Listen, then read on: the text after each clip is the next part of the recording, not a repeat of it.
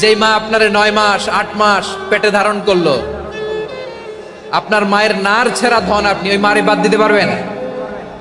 যে মায়ের বুকের তাজা দুধ খেয়ে আপনি আজকে বাড়ন্ত তাজা তরতাজা, ওই মারে বাদ দেয়া যাবে?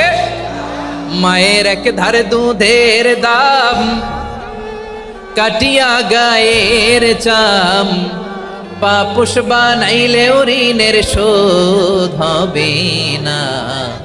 এমন দরদি ভাবে কেউ হবে না আমার মাহা